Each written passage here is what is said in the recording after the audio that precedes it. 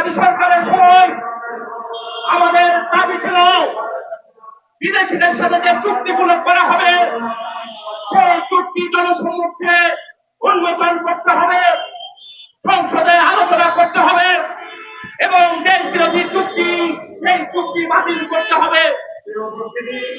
আওয়ামী লীগ ফ্যাসিবাদী সরকার দেশের স্বার্থ জলাঞ্জলি দিয়ে একের পর এক দেশ বিরোধী চুক্তি করেছে।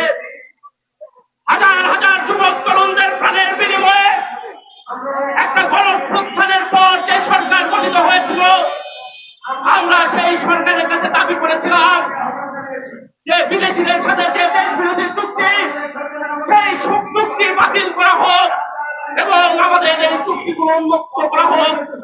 অন্তর্বর্তীকালীন সরকার সেটা করে নাই, শুধুমাত্র সেটা করে নাই এটা নয়, আমাদের চট্টগ্রামের বন্দর বিদেশি কোম্পানিগুলোকে ইজারা দেওয়া হয়েছে এবং নির্বাচনের মাত্র 3 দিন আগে আমাদের দেশের স্বার্থকে বিকিয়ে দিয়ে আমেরিকার সাথে এই বাণিজ্য চুক্তি করা হয়েছে।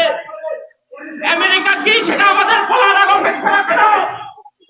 ইরান, ফিলিস্তিন, ভেনেজুয়েলা সহ বিভিন্ন দেশে এরপর আক্রমণ করছে, বাণিজ্য অবরোধ আরোপ করে লক্ষ লক্ষ কোটি কোটি মানুষকে একটা মানবতার জীবনের দিকে ঠেলে দিয়েছে এবং সারা বিশ্বে আজকে তারা একটা তান্ত্রিকতা চালাচ্ছে। সেই আমেরিকার সাথে এই ধরনের একটা নতজানু এবং দাবেদারি চুক্তি আমরা মনে করি সেটা আমাদের দেশের জন্য ভয়াবহ বিপর্যয় হবে। আমাদের দেশের সার্বভৌমত্ব, কৃষি, শিল্প সমস্ত কিছুকে ধ্বংস করার আয়োজন এই চুক্তির মধ্য দিয়ে হবে। আমাদের দেশ কার সাথে বাণিজ্য করবে, আমাদের দেশ কোন দেশ থেকে পণ্য করবে, আমাদের দেশের চাহিদা কতটুকু সেটা তো বাংলাদেশের জনগণেরই নির্ধারণ করার কথা।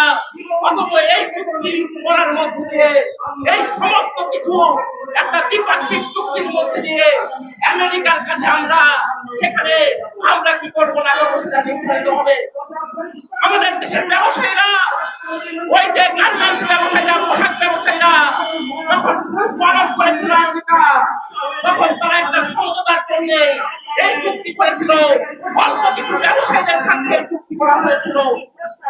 মার্কিন যুক্তরাষ্ট্র আপনারা জানেন যে আমেরিকাতে শুল্ক আরোপের যে নীতি, সেই নীতিকে সুপ্রিম কোর্টে অবৈধ ঘোষণা করেছে। যে নীতিকে সুপ্রিম কোর্টের আমেরিকার সুপ্রিম কোর্ট অবৈধ ঘোষণা করেছে, সেই আমেরিকার শুল্ক নীতিতে বাংলাদেশ স্বাক্ষর করতে পারে না। আমরা এই বিষয় নিয়ে সংসদে আলোচনা হোক, এটাই আমাদের ছিল, এটাই আমাদের চাওয়া ছিল যে বাংলাদেশের স্বাক্ষর নীতি সেই বিষয়ে আপত্তি জানানো হোক। তাহলে একটা নির্বাচিত সরকারের এই পার্লামেন্ট, সেই পার্লামেন্টে কেন আমেরিকার সাথে যে চুক্তি সেই চুক্তি নিয়ে আলোচনা করা হচ্ছে না? এই চুক্তি কেন যে নির্বাচনের আগে 3 দিন আগে যখন সম্মতি দিল, সেই সময় নিরাপত্তা উপদেষ্টা এখন যে পররাষ্ট্র মন্ত্রী হয়েছে খলিলুর রহমান বলেছে জামাত এবং বিএনপির সম্মতি আছে। তাহলে বিএনপির সম্মতি আছে এটাই কি আমরা ধরে নেব? ওই যে প্রধানমন্ত্রী উপদেষ্টা জাহিদুর রহমান বলেছে যে এই চুক্তি বাতিল করা যাবে না। কেন যাবে না?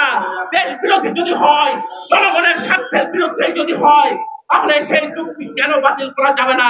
বন্ধুগণ, ফলে আজকে আমরা আমাদের স্পিকারকে স্বীকৃতি দিচ্ছি এই জায়গা থেকেই যে আপনারা সংসদে আলোচনা করুন এবং যে চুক্তিতে আমাদের আপত্তি করার কথা, আমাদের দেশের স্বার্থ বিরোধী সেই চুক্তিগুলোর ব্যাপারে আপত্তি তুলে ধরা হোক।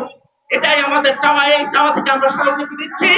এই দাবি যদি বাস্তবায়ন না করা হয়, তাহলে অবশ্যই বাংলাদেশের জনগণ, যে জনগণ অভ্যুত্থান করেছে, বারে বারে সাম্রাজ্যবাদের বিরুদ্ধে দাঁড়িয়েছে, যাদের রক্তে মৌলানা ভাসানীর রক্ত আছে, সেই উত্তরসূরিরা কখনো মার্কিন সাম্রাজ্যবাদেরকে সেই দাবেদারি মেনে নেবে না।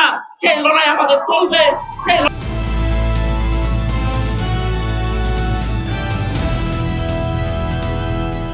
দিনাজপুর টিভি, মানুষের জীবনের কথা বলে।